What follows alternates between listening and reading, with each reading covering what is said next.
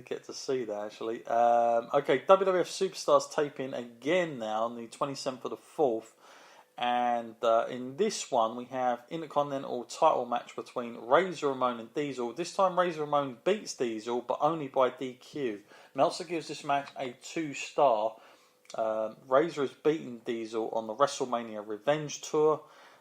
Meltzer reports the Ramon Diesel match again didn't take place after a Diesel interview had ended and cameras were shut off. Ramon came out and got the belt and KO'd Diesel with it and explained Diesel couldn't defend the title on the show because of the vicious beating he had taken. So lots of shenanigans going on there between them two. Now I want to bring us up to speed, get us into May here, and a particular night on Raw sees the 23rd of May. This is that Jerry Lawler's. Remember this one, Matt? Lawler's King's Court, which was kind of like its own version of Piper's Pit and all the rest of it. I guess there's something you don't really see too many of those played these days, King's Court, but it was quite good and quite entertaining back in the day. Do you remember any of them? Sort of any memories of them at all, Matt? Yeah, I have a few kind of memories of them. Wasn't there one when he brought out a very skinny version of Roddy Piper? There was, yeah, you're right. And that went on for a while as well. Well, in this particular one, King's Court, with Bret Hart for next week, ends up with Diesel and Shawn Michaels coming out and doing a 3-on-3 on Bret until the refs and agents make the save. Meltzer reports it'll be interesting to see how this airs, since Lawler made an error talking about how he attacked Bret last year at WrestleMania. It was King of the Ring, reports Meltzer. And unlike WCW, these kind of mistakes rarely make it on the air on WWF.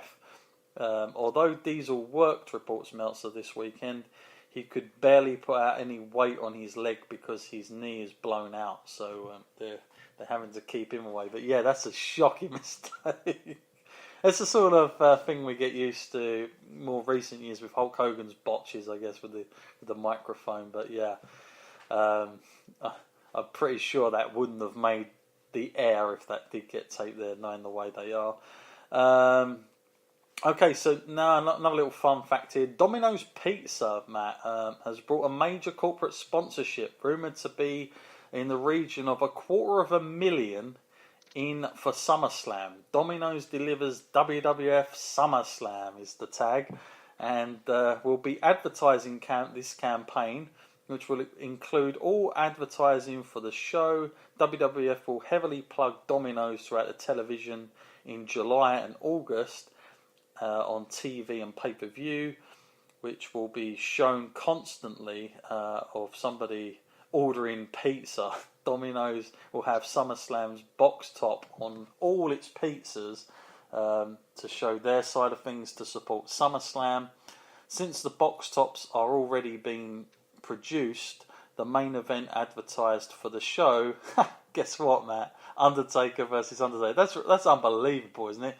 That they've produced it already, and then they've kind of given out almost the result here of what you're going to see. This is before, this is before King of the Ring even. We see that kind of sometimes now. I remember a couple of years ago, there was a thing with Amazon had put out like a pre-order of I think it was a SummerSlam or something, and that match got announced way ahead of time. But obviously, same thing was happening back here, Matt. But there were a lot of times that used to happen, Matt, but I guess that just goes to show you how far in advance they had to think up these things, especially with this kind of sponsor. Yeah, Domino's have always got themselves incredible deals, though, so, credit to them. Yeah, I've got to say, I don't remember SummerSlam 1994 Domino's. I really, it seems like something I should know, I should have remembered, because I don't recall them being that involved with WWF any other time. I could be wrong on that, but I'm sure somebody will email if I am wrong, but yeah, I don't remember They should too put many that times. big old blimp out again. Yeah, that'll be what it is. Okay, so I want to go now to another match here. So King of the Ring 1994 match sees Big Daddy Cool Diesel beat Bret Hart via DQ in a match that goes just under 23 minutes. This is interesting, Matt, because it's like Intercontinental, it's the WWF Champion, they're kind of like mix both things. So Hart retained the WWF title, considering Diesel was working much longer than he's ever had to on a major card, reports Meltzer, and was working with a ton of groin problems. He deserves praise for at least being good enough that Hart could carry him. Hart was great in doing the impossible and making this almost a great match, except for a few screwed up spots. Diesel has improved from when he first started in WCW, reports Meltzer, but he was still being wet nursed through this by none other than Shawn Michaels. So this is like an interesting match here, Matt, because he's Intercontinental Champion, and he's up against the champion Bret Hart already at King of the Ring. Do you remember this match, Matt? Is this a match that you recall? Because I kind of forgot about this one at King of the Ring. I've got to be honest with you. I can't remember if I sent this on to you or not. This one, but I've got to say, King of the Ring has kind of slipped me by. When I think of Nash and Hart, I'm thinking of Royal Rumble. The following year, that's the one that stands out in my mind. Mm-hmm. So you're gonna have to talk me through this one a little bit, I guess. I mean, it was obviously a different time on this one, but yeah, nonetheless, that's what we got there. Let me make sure that's right. I don't even recall them having a match here. Even I'm kind of wondering if this is the right. Have I put this in the right bit here? I think this is the wrong. Are we on the right bit or not here? I'm trying to think up on this one. Bear with me 1 second. Let's make sure I got this on the right timeline here. Otherwise we're all savage. Yeah, I mean, these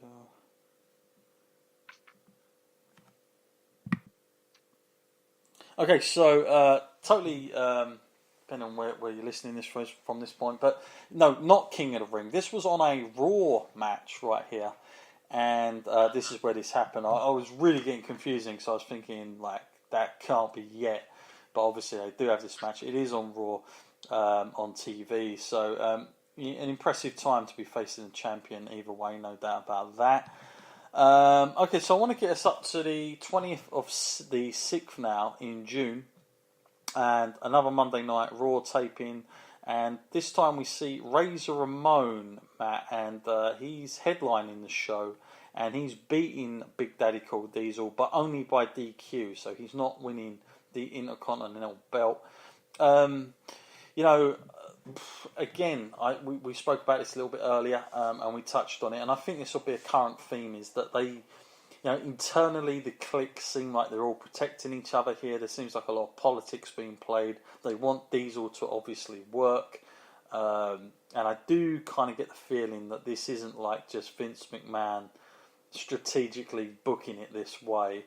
A fun fact around here, Matt, is that, well, it's not too fun if you're Vince McMahon, I suppose, but Vince McMahon underwent surgery on the 13th of the 6th for... let's have a look. What did he have this time?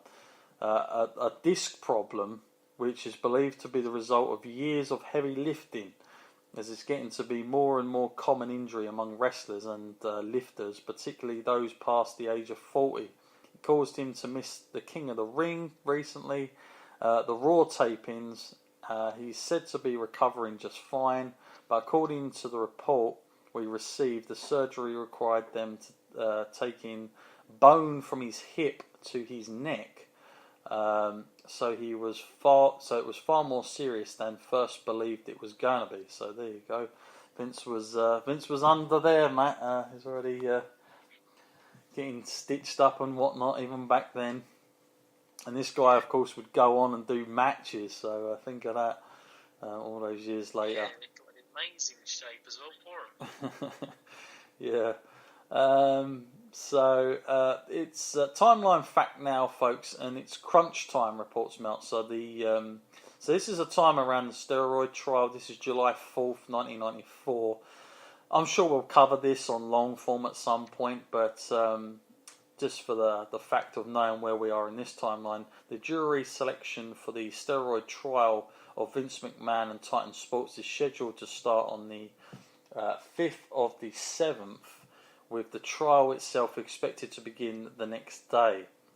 Meltzer reports this summer may turn out to be the period of time in pro wrestling where the publicity stream is going to be almost negative. So WWF basically going into the summer with this hanging over them. You got to feel at this point maybe there's a lot of stuff going on here around this point for WWF creatively. I don't know how on board they would be with all this stuff going on. Also, it's worth pointing out that WWF's they haven't been doing as well on the TV. Meltzer report whether it's to be blamed on the warm weather. Of course, this is 1994, Matt. The World Cup football, soccer was there at this time. And that was getting some big numbers. The NBA was also to be said to be at fault, and also the O.J. Simpson or lack of interest in the various wrestling products were all to be blamed on all this. The trial that was going on at the time, with the exception, by the way, Meltzer reports, was also horrible to WCW around this point as well. So the World Wrestling Federation drew a surprising crowd of 12,248 fans and an estimated 140,000 to the Montreal Forum, which was in pounds, by the way, not fans. God, they would have had a good one there. So yeah, it's kind of like a dodgy time around this time, Matt. I mean, of course, you know, we talk about this period, and I know this was a time where, you know, we'd seen WWF almost climax itself, if you will, in the early stages, you know, especially that rise to the top.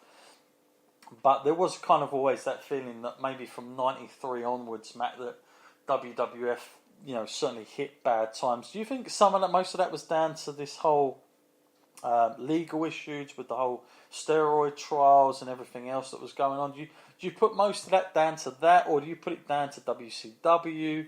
What isn't working here, Matt? Is it a case of Hulk Hogan? They just didn't get this guy replaced up until this point, or what do you think was missing on the connection with the fans here? Yeah, I guess there was a lot of putting all your eggs in one basket when it came to Hogan. You know, he sat on top of that company for years and years, and, you know, I'm not going to say they didn't look to the future and try and find his replacement, because we did have people coming in there like Ultimate Warrior and that, and, you know, that didn't pan out quite right. And, you know, even when we look at other people that we reviewed before, like Lex Luger coming in, you know, you think maybe you might be on a chance, but the charisma is off, or something just doesn't click right. And there's not an awful lot of big guys left in the locker room, like we said earlier. I mean, you're looking around, and I think at this time they felt that's what they needed, to have someone represent the face of their company, and they needed someone who was built and put together. But we were looking more towards the smaller guys now at this point, and I guess that is a real transition, and it will take time to get used to that. So it was a rebuilding kind of phase. Okay, let's speed up now to August the 1st, 1994, and the big headline news, Matt, is McMahon and Titan found not guilty. And that's made the news and the rounds everywhere. House shows around this time, WWF are out in Austria, and intercontinental matches between Razor and Diesel, and Razor is going over, but only by DQ. When they end up in Germany, it's also the same result. So they're working those circuits, they're working that program all around the house shows wherever they go at the moment. Now,